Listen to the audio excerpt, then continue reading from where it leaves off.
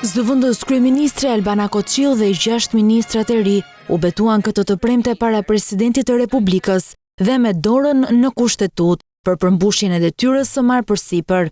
Betohem në nderin tim se do të zbatoj me përpikmëri kushtetutën dhe ligjet, si dhe do të kryej me përgjegjësi detyrën shumë të rëndësishme që më është besuar, atë të antarit të Këshillit të Ministrave.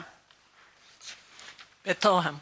Një moment ndryshe ofroi Erjona Ismaili, ministre e shtetit për marrëdhëniet me parlamentin, e cila në pallatin e brigadave mborriti me taksi, në një kohë kur Ora News ishte në transmetim direkt. Aktualisht ka mbërritur edhe ministra e re e shtetit për marrëdhënien me parlamentin, e cila po vjen me taksi ndryshe nga ministrat e tjerë.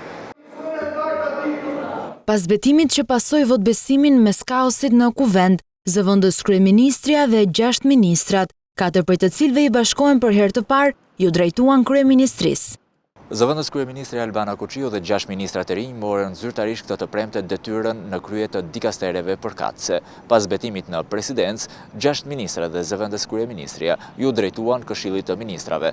4 prej ministrave kishin edhe mbledhjen e parë me kryeministrin Edi Rama.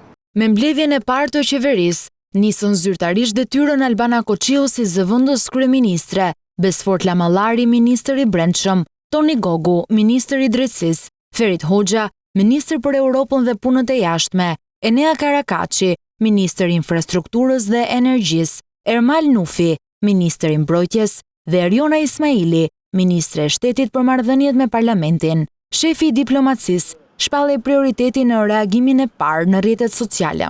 Me përkushtim, përgjegjësi dhe besim në potencialin e vendit tonë të udhëhequr nga parimi themelor interesi ynë kombëtar, do të punojmë që Shqipëria të jetë gjithnjë më e respektuar, më e dëgjuar dhe më e suksesshme në hapësirën euroatlantike dhe arenën globale.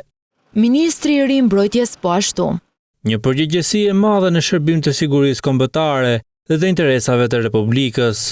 Ndryshimet lanë jashtë qeverisë Belinda Ballukun, Elisa Spiropalin dhe Piro Vengun.